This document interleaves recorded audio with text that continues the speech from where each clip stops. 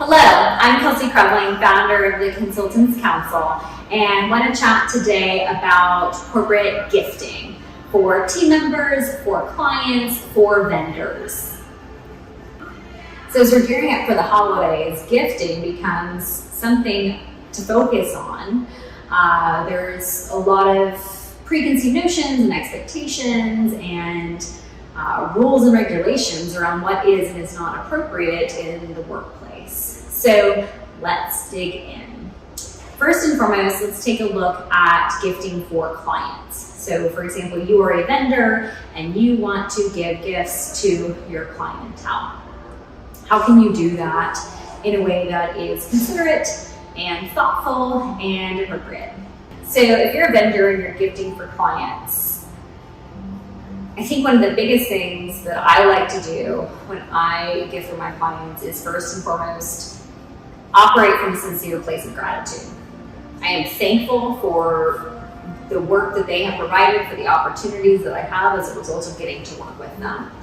And as such, I like to put together gifts that are genuine, but that are also considerate to what it is that they might value or enjoy using.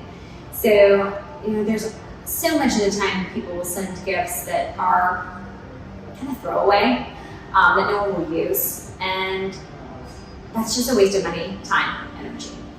And so anytime you're looking at a gift, really think about what is it that you're being thankful for. Is it the end of the year and you're saying thank you for your interaction at work? Is it thank you for a specific engagement?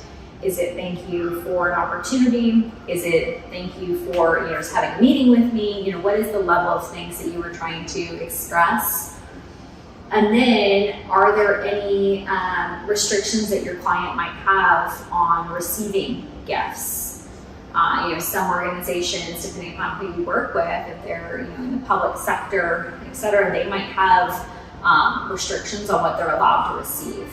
So, for example, most recently I had been working with a large healthcare organization, and they couldn't receive anything from me in kind, right? Anything of any monetary value. And so at the end of my engagement, I wrote thank you letters, because that was all that I was contractually allowed to do to show my gratitude for my interactions with them. I wasn't allowed to bring in coffee throughout the engagement duration, or to treat to meals, or to send anything else. And that was really tough for me, because I love gifting. I love being able to show my gratitude for clients and partners through physical belonging things. And so that was really tough. But you can still show your thanks through your actions and through your words. For other organizations that I work with, I've done things where I send pies in a special pie box from my favorite place here in Houston, good company, Pecan Pies. I love those. Those are just a way of saying thank you for different things, and it's a treat, and it can be shared amongst the office. It can be put out, people can enjoy it, or if someone wants to take it home with them, they can. That's for the client to determine. That's a way of saying thank you. I've done things where I'll bring in breakfast to clients, or from local bakeries, or I'll bring in lunch and cater that, or I have sent glassware. If I'm working with a vendor partner that is etched with company name on it, they're working with me. I'm thankful for their time and involvement. For my company's 6-year anniversary, I sent out anniversary gift boxes with custom Yetis and notepads and pens and custom cookies. There's lots of different things that you can do that can be memorable and considerate.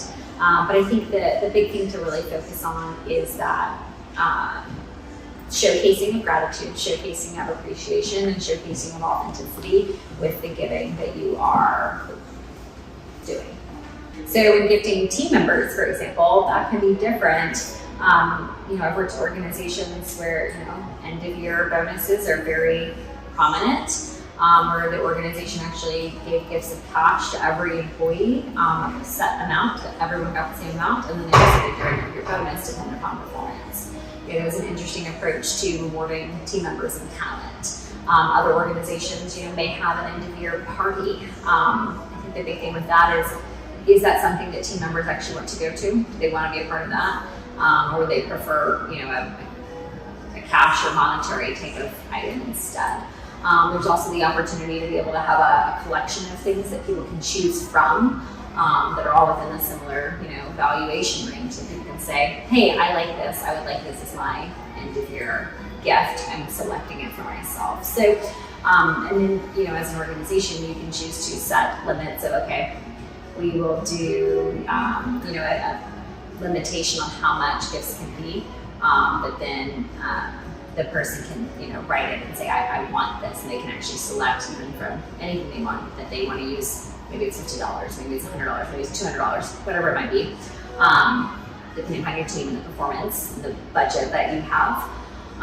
You can establish what would be appropriate to be able to render and to offer. In addition, teams oftentimes like to gift interpersonally to each other, and that can be, an interesting dynamic to be a part of. It really depends on the culture of the organization and how tight-knit that organization is versus how you want to structure that type of an approach. I've seen organizations be really successful when they do just they draw a name, each person gets someone on the team, and then they have a budget limitation amount that they are allowed to spend.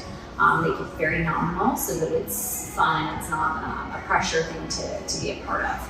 I think with all gifting internally with teams, it's an awareness and mindset of not everyone might be comfortable with gifting, not everyone may want to participate in that, everyone may have a different budget, and so doing things that make it very considerate to team members and to teammates, because the point of it is not the gift itself, but it's the desire to allow and enable team members to feel that they're valued for the intrinsic work that they do and for the benefit that they've delivered upon. So with any type of gifting, it really is the desire to show gratitude.